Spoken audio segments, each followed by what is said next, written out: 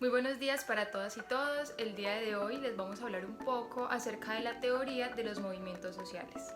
Para explicar este tema nos basamos principalmente en un movimiento social que ha marcado la historia de nuestro país y es la séptima papeleta. Para explicar este movimiento social, nosotras escogimos 5 formas de estudio de los movimientos sociales que se presentarán a continuación. Entonces le damos paso a nuestra compañera. Bueno, chicos, entonces en un movimiento social se estudia un contexto estructural y coyuntural, donde se incluyen los ciclos de protesta y los cambios tanto políticos como económicos, ¿ya? Los voy a contextualizar un poco y nos vamos a ir desde 1900, cuando había una puja entre liberales y conservadores. ¿Qué pasaba con estos dos partidos? Muy claro, los conservadores lo que hacían era perseguir a los liberales para matarlos. Y los liberales lo que hicieron fue armarse para defenderse a los conservadores e ir tras ellos también, de igual forma. Cuando sucedió esto, lo que se dio fue una guerra bipartidista, así se le denominó. ¿Qué pasó con esta guerra bipartidista? Que hubieron muchas masacres, muchos muertos, demasiada sangre, y quienes quedaron en medio de esta guerra fueron las comunidades campesinas, los campesinos. ¿Qué pasó con los campesinos? Que ellos no querían ir ni para este lado ni para el otro bando. Cuando llegaron los liberales, donde ellos preguntaron, bueno, ¿ustedes a qué bando pertenecen? Entonces los campesinos, no, nosotros no pertenecemos a ningún bando, nosotros queremos un territorio de paz, nosotros lo que queremos es trabajar, cosechar, sembrar, no queremos unirnos a ningún bando. Entonces los liberales como que bueno, únanse a nuestras filas, no quisieron, se fueron y lo dejaron así. ¿Qué pasó? Los vio un conservador, ahí mismo, bueno, yo los vi hablando con un liberal, ¿qué pasa aquí?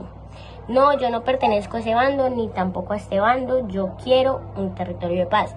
No, o sea, por sospechas ya los iban matando, se va o se muere. Entonces estas personas, estos campesinos tenían que migrar de sus fincas, migrar de su territorio a otras partes, porque si no los iban a matar. Entonces eran quienes quedaban ahí en medio de esta guerra. Con esto se da el más grande acontecimiento, por decirlo así, que fue la muerte de Jorge Eliezer Gaitán. Así es. Con la muerte de Jorge Eliezer Gaitán, lo que sucede es que los campesinos empiezan a armarse para defenderse de estos dos bandos, porque no quieren pertenecer a ninguno de los dos. Con la muerte de Jorge Eliezer Gaitán surge una dictadura militar a cargo de Rojas Pinilla. Cuando este llega al poder, se da cuenta de que los campesinos, cansados de la guerra, están creyendo en una ideología comunista. Como ya les dije, los campesinos cansados de la guerra crean la República Independiente de Marquetalia, ¿cierto? Que es un movimiento social. ¿En qué consiste este movimiento social? Muy sencillo, lo que dice este movimiento social es que, listo, si los liberales y los conservadores se quieren matar, mátense. ¿Ya? Si quieren matar, mátense, si quieren estar en guerra, estén en guerra. Pero que a ellos los dejen quietos, o sea, que los dejen en su territorio de paz, que es lo único que ellos quieren, que los dejen sembrar, que los dejen trabajar, que los dejen fuera de sus enfrentamientos. ¿Cuál fue la respuesta del Estado de Rojas Pinilla ante esto? Los bombardearon. Así es, los bombardearon. Con este bombardeo de Rojas Pinilla, ¿qué fue lo que se logró? El surgimiento de guerrillas, de grupos armados, lo cual fue el FARC. Entonces, con esto, luego Rojas Pinilla sale del poder y se sientan a negociar los liberales y los conservadores. Se sientan en Bogotá, vamos a hablar, vamos a llegar a un acuerdo. Nos estamos matando, no estamos llegando a nada. ¿En qué quedan? En que van a compartir el poder. Unos van a dirigir 4 años y luego, los conservadores dirigen 4 años y luego los liberales otros 4 años. De esta forma llegan a un acuerdo en el cual van a dejar de matarse. A esto se le llama Frente Nacional, ¿ya? Con este acuerdo ya hay un cambio de enemigo. ya no se están matando entre entre liberales y conservadores, sino que el nuevo enemigo ahora es movimiento comunista, que gracias al bombardeo de Rojas Pinilla se convierten en fuerzas insurgentes, ya el FARC y otras guerrillas como el ELN, entre otras. Con todo esto surgen movimientos estudiantiles que buscan la mejora del país, que se vea un país diferente, que se acabe la guerra. Entonces se dice que la educación es la forma de transformar las vidas de las personas, si es el movimiento del paro de la UIS, el cual es la Universidad Industrial de Santander, ¿cierto? Con esto, al tomar fuerza, se dan las negociaciones de paz entre la guerrilla y el Estado, ¿cierto? Tanto el ELN como el FARC. ¿Qué pasa con esto? Se forma un partido político al cual se le denomina Unión Patriótica. ¿Esto por qué se da? Porque se busca que haya un reconocimiento político para estas personas, que tengan voz, que tengan voto también. Entonces se gesta la violencia y el narcotráfico. Con esto lo que se trae es el surgimiento del paramilitarismo, quienes exterminan completamente el partido de la U. Así es. Con esto se mira nuevamente hacia otro enemigo, quien es Pablo Escobar, o sea, nuevamente el narcotráfico. En esta época de tanta guerra, tanta violencia, surge una nueva guerrilla, la cual es el M-19. Entre los 70, 60, 80, 90, venían de tantas guerras, tanta masacre, tanta violencia, tanto narcotráfico en el país, que acceden a un pacto de paz con el M-19. Con tanta violencia en este tiempo se gesta un movimiento estudiantil con 6 papeletas. Entonces los estudiantes y los movimientos sociales agregaron una 7ª papeleta a la urna. Todo esto, decía Asamblea Nacional Constituyente, siendo esto el inicio de la Constitución del 91. Entonces, al terminar las elecciones, al presidente le dicen que hay una 7ª papeleta que busca una Asamblea Nacional Constituyente. El Consejo Nacional Electoral le dice que no es válido porque lógicamente pues no estaba incluido, ¿cierto? Pero el presidente dice que va a hacer valer esa 7ª papeleta porque es el clamor del pueblo, es lo que el pueblo está pidiendo. Entonces él la hace válida. Con esto se logró la asamblea. Es aquí cuando nace la Constitución del 91. Podemos ver que con todo esto lo que se logró fue un reconocimiento de las demás comunidades. ¿Por qué decimos que un reconocimiento de las demás comunidades? Muy sencillo, porque en esto se tuvo en cuenta tanto a los desmovilizados del M-19 como a los conservadores, liberales, cabildos indígenas y demás comunidades. Entonces, a todos estos movimientos se les tuvo en cuenta.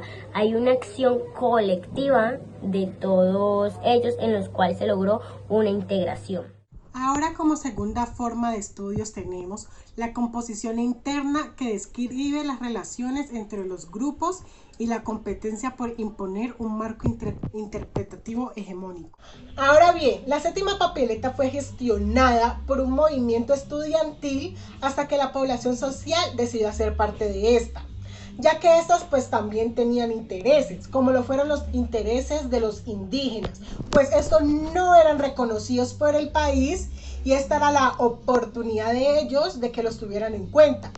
También las negritudes y los afrocolombianos tampoco eran reconocidos ni eran tomados en cuenta, y aparte de esto todavía se les consideraba esclavos, a los que ellos vieron una nueva oportunidad de incluirse en la nueva constitución y así ya no verse como esclavo y obtener una oportunidad en el país. Como los narcotraficantes también sacaron mucho provecho de esto y buscaron políticos que les ayudara con el artículo donde dice que no existe una extradición para esto. Por otro lado, esta 7ª papeleta también le sirvió a las iglesias para que el país no solo fuera un país católico, sino más bien existiera un estado laico, donde podrían existir varias religiones y entre muchas cosas más se unieron movimientos sociales, más movimientos sociales, para cumplir un solo propósito. Referente a todo lo que les dije, el autor en su lectura dice que hay un comportamiento como colectivo, y en este caso lo sería pues el reconocimiento de otras comunidades, y estas comunidades pues hacen parte de sus intereses, ¿no? Como lo fue en la séptima papeletas, que hubo mucho reconocimiento de otras comunidades para que se llegara a cumplir este movimiento. Para el autor, el comportamiento colectivo se define como formas de comportamientos políticos no institucionalizados, por lo que este no es peligroso, al contrario, aumenta la estabilidad de la sociedad. Como tercer forma de estudio de los movimientos sociales tenemos la estructura organizativa y las formas de acción que muestran la relación entre grupos, partidos y movimientos y los repertorios de acción disponibles. Los movimientos sociales buscan estabilidad organizativa, la cual se intenta a partir de la construcción de una identidad de clase. Entonces los movimientos sociales lo que buscan es construir y crear un cambio social. Es allí donde el autor distingue 4 propiedades empíricas en los movimientos sociales. Está el desafío colectivo, en donde los movimientos plantean sus desafíos a través de una acción directa contra las élites. Aunque lo más habitual es que esta ruptura sea pública, también se puede adoptar la forma de resistencia personal o de reafirmación colectiva. Entonces, los desafíos colectivos suelen caracterizarse por la interrupción, la obstrucción en las actividades de otros. Más allá de que los movimientos sociales se desarrollan otras formas de acción, un ejemplo de ellos puede ser la formación de grupos de presión. Lo más característico de los movimientos sociales es el desafío colectivo. La elección de la forma de acción es consecuencia de que los dirigentes de los movimientos carecen de recursos como el dinero, organización, acceso al Estado, lo cual controlan los grupos de intereses y los partidos políticos. Entonces, por ello, los movimientos recurren al desafío colectivo para convertirse en el punto central de sus seguidores y atraer la atención de sus oponentes y terceras partes.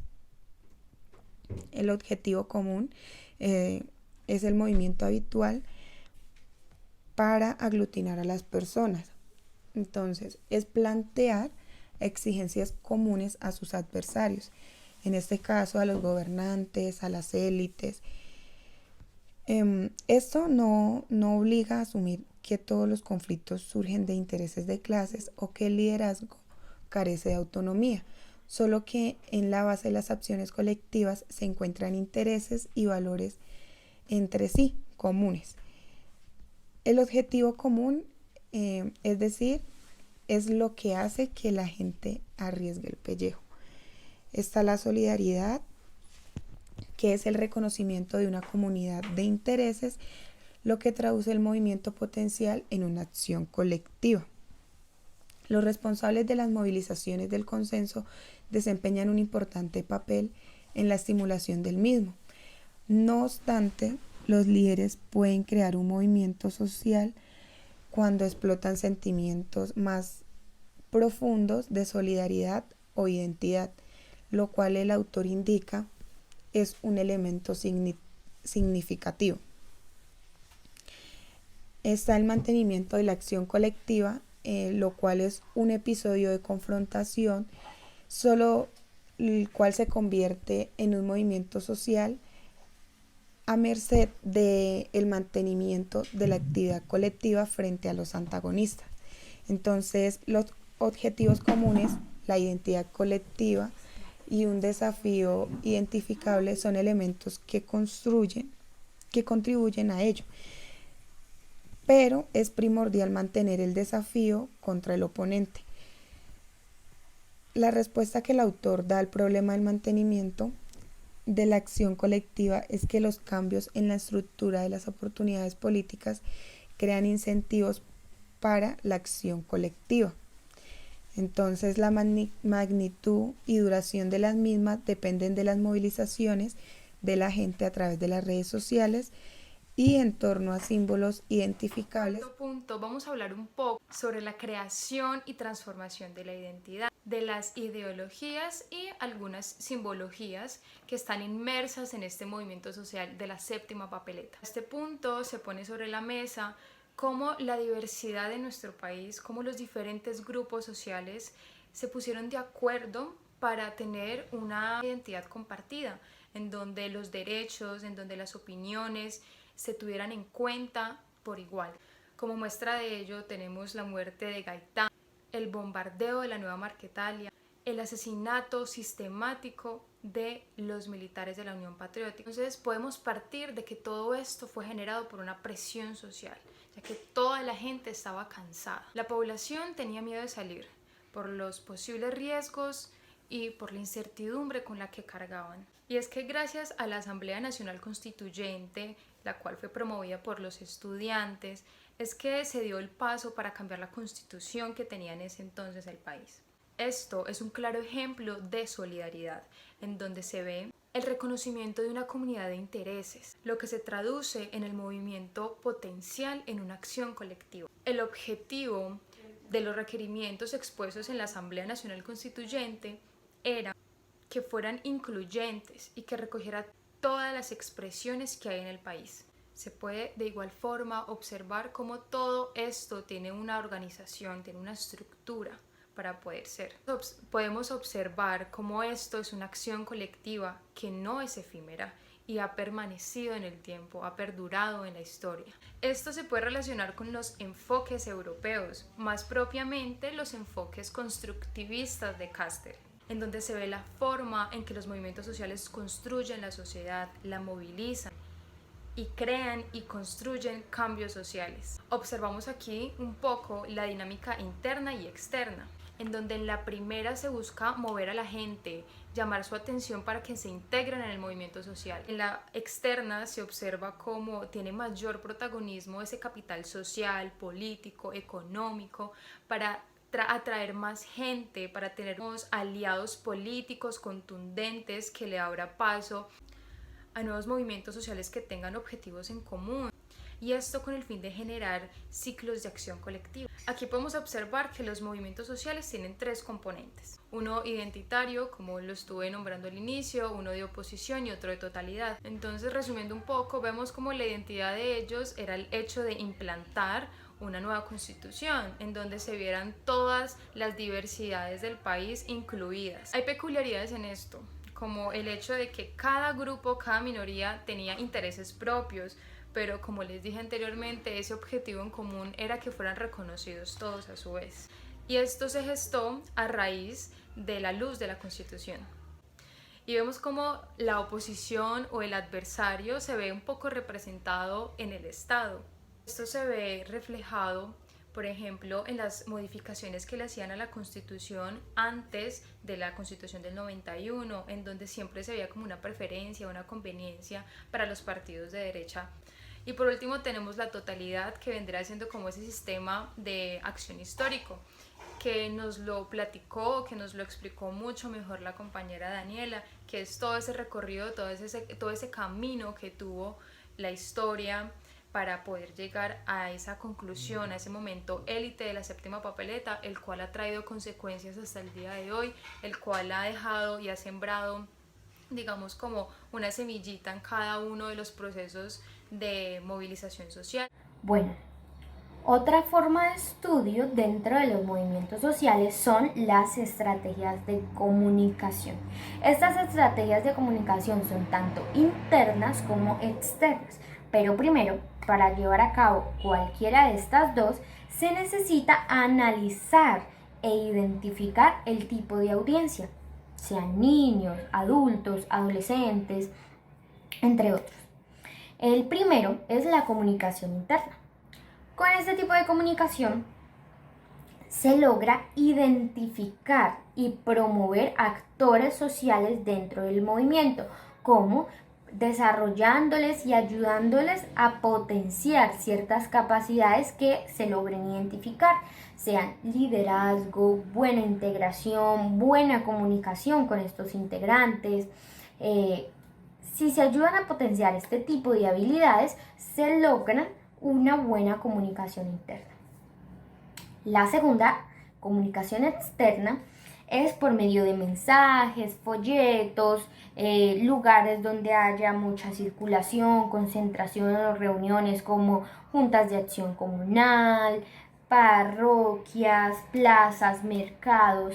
Todo este tipo de estrategias, actualmente redes sociales, todo este tipo de estrategias sirven para una buena comunicación externa, que es con el fin de invitar a las personas a unirse. Un ejemplo de comunicación es el de la séptima papeleta. En la séptima papeleta logramos ver cómo se desarrollaron ciertos líderes que llevaban a cabo el mensaje e informaban a las personas del por qué se debía llevar a cabo esto. Y cómo estrategias de comunicación externas, actividades que informaban y aparte sensibilizaban a las personas, así permitiéndoles crear una cohesión entre la ciudadanía. Se lograban como por medio de pasacalles, perifoneo, llevando el mensaje a todos los lugares. Pero esto se logra con un objetivo en común, como nos dice Tarrow, ya que pues esta es una razón para que nosotros pertenezcamos a este movimiento. Una razón que promueve unirse. Entonces, ¿cuál era el objetivo en común? Cambios políticos, sociales y económicos en beneficio del pueblo. Esto con el fin de sensibilizar a la población, permitiendo crear una cohesión entre la ciudadanía, ya que por medio de la séptima papeleta iban a lograr un objetivo en común. Bueno, hasta aquí fue todo. Muchas gracias por estar atentos a nuestra exposición. Seguimos con unas preguntas.